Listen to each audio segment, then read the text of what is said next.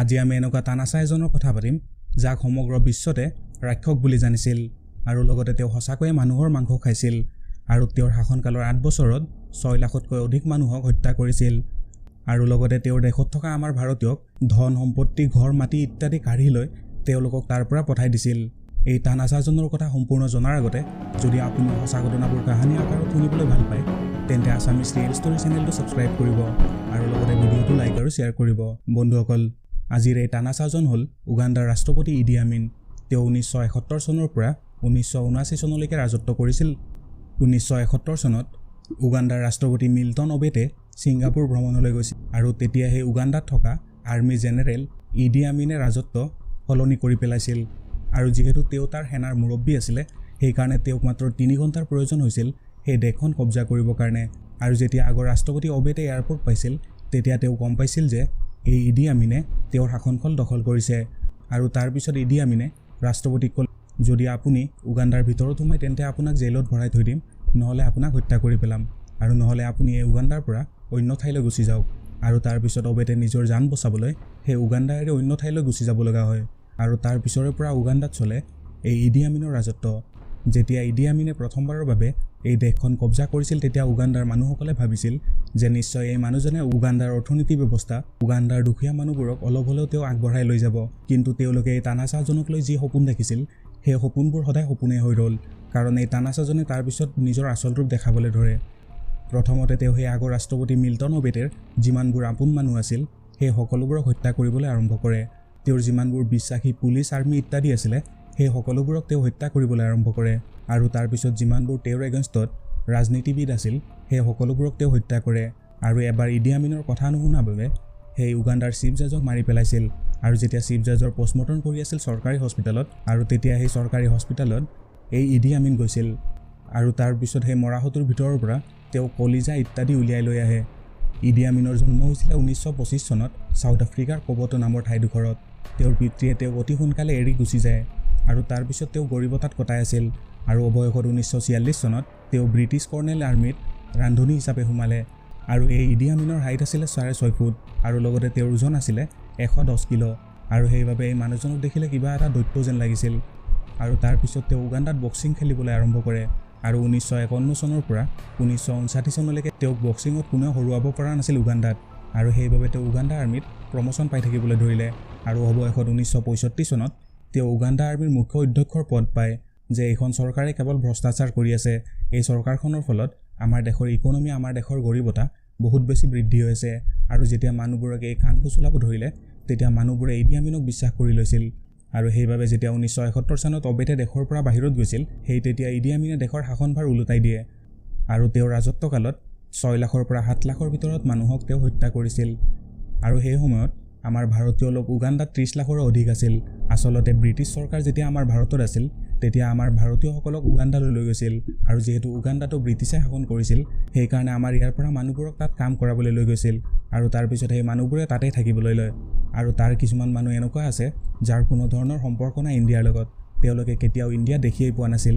আৰু যেতিয়া ইদি আমিন শাসনলৈ আহে তেতিয়া তেওঁ এদিন ৰাতি হঠাতে এনাউন্স কৰিলে যে উগাণ্ডাত থকা যিমানবোৰ এছিয়াৰ মানুহ আছে আৰু লগতে স্পেচিয়েলি ভাৰতৰ মানুহ আছে সেই সকলোবোৰে 90 দিনৰ ভিতৰত উগাণ্ডাৰ পৰা গুচি যাব লাগিব আৰু তেওঁলোকে যেতিয়া ইয়াৰ পৰা গুচি যাব তেতিয়া তেওঁলোকৰ হাতত মাত্ৰ 2খন বেগ থাকিব লাগিব আৰু লগতে তেওঁলোকে ইয়াৰ পৰা 45 পাউণ্ডৰ ওপৰত লৈ যাব নোৱাৰিব।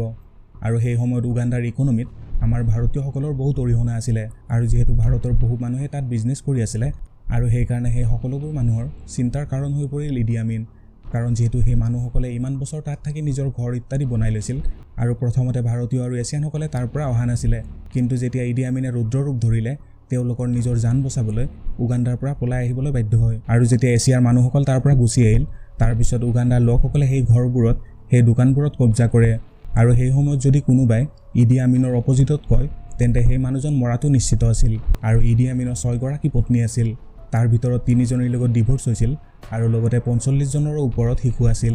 আৰু শুনিবলৈ পোৱা মতে যদি তেওঁৰ উগাণ্ডাত যিকোনো ছোৱালী এজনী ভাল লাগিছিলে তেন্তে সেই ছোৱালীজনী তেওঁৰ বিচনাত পাবই লাগিব আৰু লগতে তেওঁৰ লগত এনি টাইম 30ৰ পৰা 35 জনী মহিলা নিজৰ ডক্টৰ আৰু নাৰ্ছ হিচাপে আছিল আৰু তেওঁলোক এই ইদি আমিনৰ বাবে সেক্স ওয়াৰ্কাৰো আছিল।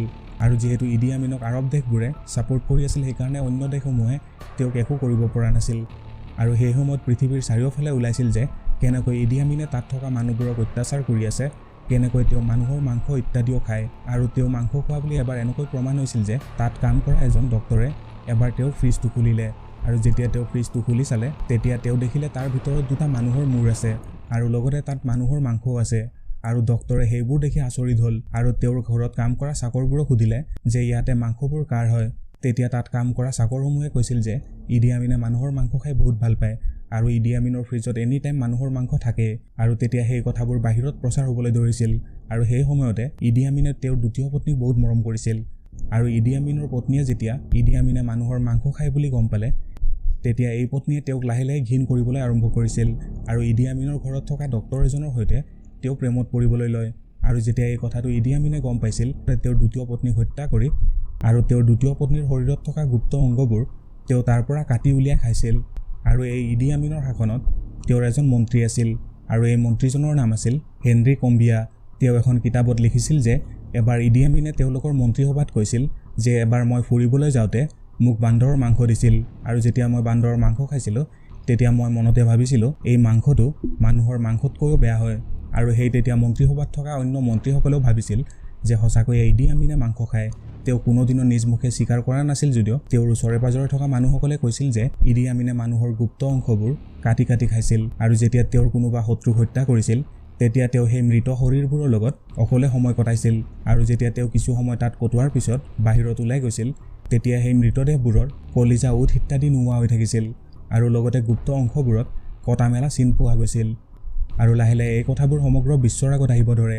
আৰু যেতিয়া বিশ্বৰ অন্য দেশসমূহে ইডি আমিনক প্ৰশ্ন কৰিছিল যে তাৰ পৰা কিয় এছিয়াৰ মানুহসকলক খেদি আছে তেতিয়া ইডি আমিনে এনচাৰ দিছিল যে তেওঁৰ সপোনত আল্লাহ আহিছিল আৰু সেই আল্লাহে তেওঁক কৈছে যে ভাৰতীয় আৰু এছিয়াৰ মানুহবোৰ যিবোৰ উগাণ্ডাত আছে সেইসকলক তুমি উগাণ্ডাৰ পৰা খেদি দিয়া আৰু যেতিয়া তুমি খেদি দিবা তাৰ পিছতে উগাণ্ডাৰ উন্নতি হ'ব।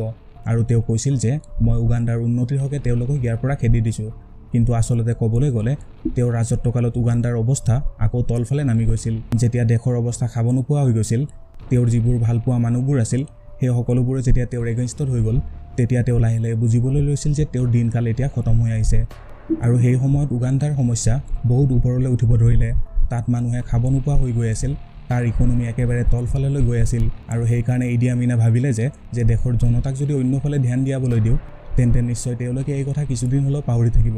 সেইবাবে তেওঁ নিজৰ শক্তি দেখাবলৈ তানজানিয়াৰ ওপৰত আক্ৰমণ আৰম্ভ কৰিছিল আৰু পাছত তানজানিয়া উগাণ্ডাৰ ভিতৰত থকা তেওঁৰ শত্ৰুসমূহৰ লগ হৈ সেই ইডি আমিনৰ আৰ্মিবোৰৰ লগত যুদ্ধ কৰিবলৈ ধৰিলে।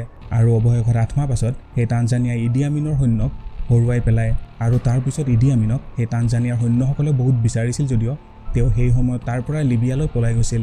যিহেতু লিবিয়াৰ কৰ্নেল গাদ্দাফি তেওঁৰ বন্ধু আছিল তেওঁ লিবিয়াত 2 বছৰ থাকি তাৰ পৰা তেওঁ চৌদি আৰবিয়া গৈছিল আৰু তেওঁ চৌদি আৰবিয়াৰ জেদ্দা নামৰ ঠাইডোখৰত অন্তিম 24 বছৰ জীয়াই আছিল। তেতিয়া তেওঁক চৌদি আৰবিয়াৰ ৰজাই বহুত প্ৰটেকশ্যনৰ মাজত ৰাখিছিলে কাৰণ যিহেতু তেওঁৰ শত্ৰু বহুত আছিল সেইকাৰণে তেওঁক অন্তিম কালচোৱাত চৌদি আৰবৰ ৰজাই তাত সুৰক্ষা দিছিল।